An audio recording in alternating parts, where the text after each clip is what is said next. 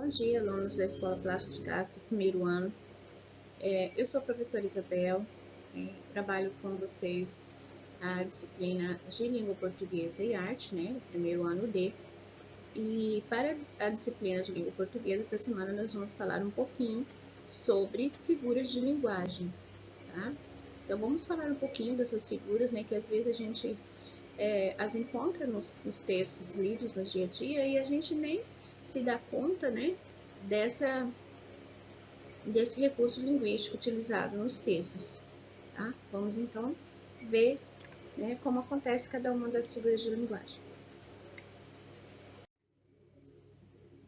Vamos primeiro saber, né, fazer um breve resumo do que é uma figura de linguagem. O que é uma figura de linguagem e para que serve? Figuras de linguagens, também conhecidas, né, chamadas de figuras de estilo, são recursos estilísticos utilizados para dar maior ênfase à comunicação e torná-la mais bonita. Então, a figura de linguagem é um recurso, né, que nós utilizamos para dar essa ênfase no texto, para dar essas, às vezes, né, ela traz o humor, né, ela traz a comparação, né, o que torna o texto diferente, né, um texto com vida, digamos assim. É um recurso bastante utilizado pelos poetas, tá? Os poetas utilizam as figuras de linguagem bastante, né? Eles brincam com o significado das palavras, eles, né, trabalham com o sentido, o som dos seus textos. Elas servem para enriquecer as poesias, tá? Então, é um recurso linguístico bastante utilizado, né, na poesia. As figuras de linguagem são recursos que tornam mais expressivas as mensagens, né? Por isso, né, dá essa ênfase ao texto, dá essa modificada no texto, essa forma diferente, né, de trabalhar com o texto. Então, a figura de linguagem é muito importante, né, no nosso dia a dia, na nossa leitura, nas nossas produções de texto. Tá? Por isso que é importante a gente conhecer cada uma delas, né, e saber como utilizá-las, né, de acordo com as nossas produções de texto. Então, gente, a figura de linguagem, ela está subdividida, né, em vários grupos, tá? Nós temos, vou mostrar aqui para vocês, ó. Nós temos figuras de palavras, nós temos figuras de pensamentos e nós temos figuras de sintaxe e figuras de som ou harmonia, tá? Então, elas se dividem assim, nesses grupos, tá? São 4 grupos, né, que vocês podem depois estar lendo, né, e reconhecendo cada uma delas. Não é novidade, né? Vocês já estudaram, com certeza já viram, nem que seja, pode não ter aprendido como, né, se reconhece cada uma, mas o nome você já deve ter visto. Então, nós vamos ficar, né, nessa aula com as figuras de palavras. À medida que vocês forem vendo cada uma, vocês vão ver que, né, que elas não são coisas desconhecidas, tá? Vamos então para a primeira figura de palavras. Então, gente, aqui nós temos, né, a primeira figura de linguagem, que é a metáfora. Não falei para vocês que vocês já ouviram falar desse nome? Então, é assim, a figura de linguagem, né, de palavras, a metáfora, ela se confunde um pouquinho com a comparação, né, porque elas são parecidas, mas tem, assim, um pequeno elemento, né, que vai mostrar a diferença entre elas. Aqui diz assim, a metáfora representa uma comparação de palavras com significados diferentes e cujo termo comparativo fica subentendido na frase. Exemplo, a vida é uma nuvem que voa. Né? Então, aqui nós temos uma afirmação, né? Aqui nós temos a presença de um verbo, né? A vida é, está dizendo que a vida é, não está comparando, apesar, né, de ter esse sentido comparativo, né? A vida é uma nuvem que voa, a vida é como uma nuvem que voa. Mas você há de perceber que aqui, olha, nós temos apenas o verbo. Então, aqui nós temos uma metáfora. Se eu a colocá-la dessa maneira, né? A vida é como, aí eu já passo a ter uma conjunção comparativa. Então, ela deixa de ser metáfora para ser uma comparação. Então, por isso elas são parecidas, tá bom? Então, quando eu tenho uma metáfora, eu tenho apenas a presença de um verbo que afirma, né? Uma espécie de comparação. Aqui eu tenho, né, verdadeiramente uma comparação com a utilização da conjunção comparativa como. Então, se eu disser a vida é, eu tenho uma metáfora. Se eu disser a vida é como, aí sim eu tenho uma comparação, né? Eu trouxe as duas aqui juntas para que vocês pudessem perceber a diferença entre elas. Aqui nós temos um texto, né? Fala uma coisa romântica.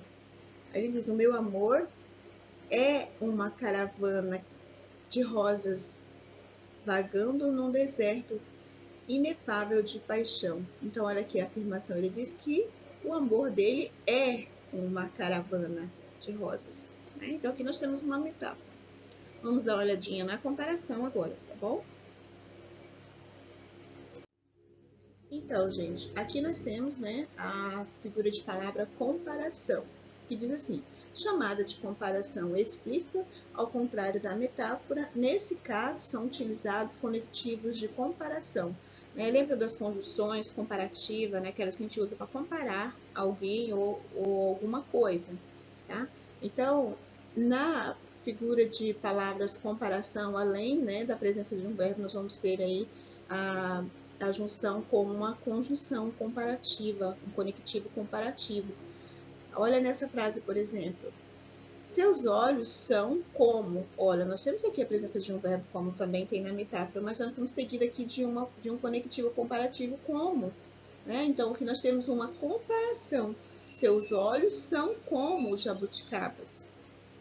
Aqui nós temos o texto.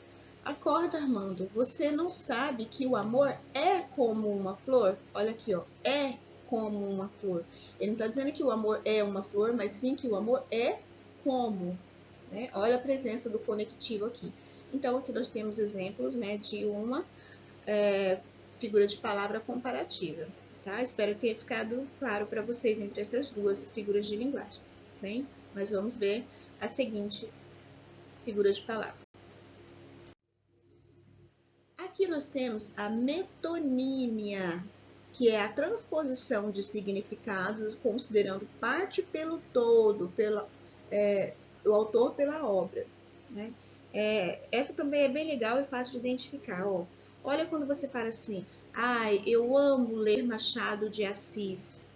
A gente lê o autor? Não, a gente lê a obra do Machado de Assis. Né?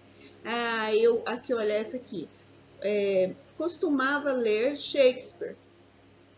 Ler o autor? Shakespeare? Não, a gente lê, ou a obra, é o autor ou a obra? A gente lê a obra de determinado autor. Então, aqui a gente tem, né, uma parte pelo todo, tá? Então, esse aqui é um exemplo de metonímia. Bom, vamos ver mais uma. Aqui nós temos a catacrese. Né? O nome é bastante assim, diferente, mas não é tão estranho assim.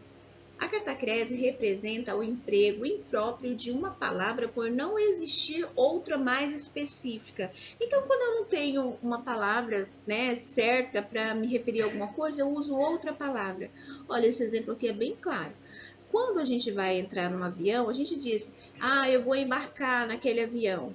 Mas a palavra embarcar me leva a lembrar de quê? De barco, né? Embarcar há pouco no avião. Embarcar é colocar-se a bordo de um barco. Mas como não há um termo específico para o avião, embarcar é utilizado. Então, quando você utiliza, né, uma palavra por não haver outra que você possa utilizar, você está usando aí uma figura de palavra catacrese. Bom, é só a gente se atentar a essas explicações, né? Dar uma lida, gravar um pouquinho na mente da gente. A gente vai saber dentro dos textos identificar cada uma delas. Tudo bem? Olha só, gente, aqui nós temos, né, mais uma, a sinestesia. A sinestesia acontece pela associação de sensação por órgãos de sentidos diferentes. Então, gente, uma dica que eu dou é você se atentar a essas explicações sobre cada uma delas, né? Então, aqui nós temos, né, dizendo assim, acontece pela associação de sensações por órgãos de sentido diferente. Então, olha essa oração, por exemplo. Com aqueles olhos frios, disse que não gostava mais do namorado. Olhos, onde a gente costuma sentir frieza? Qual a parte do órgão da gente que a gente, né, consegue sentir que está frio? Olha, a frieza está associada ao tato, não a visão, né? Mas quando ele colocou com aqueles olhos frios, quis dizer o quê? Que a pessoa sem emoção, sem importância, sem pudor, né? Disse que não gostava mais da namorada, né? Não tinha mais emoção, frieza, né? Então, quando você atribui, né, essa troca de sensações por algo no sentido diferente, você está aí lidando com uma sinestesia, tudo bem? Vamos ver mais um.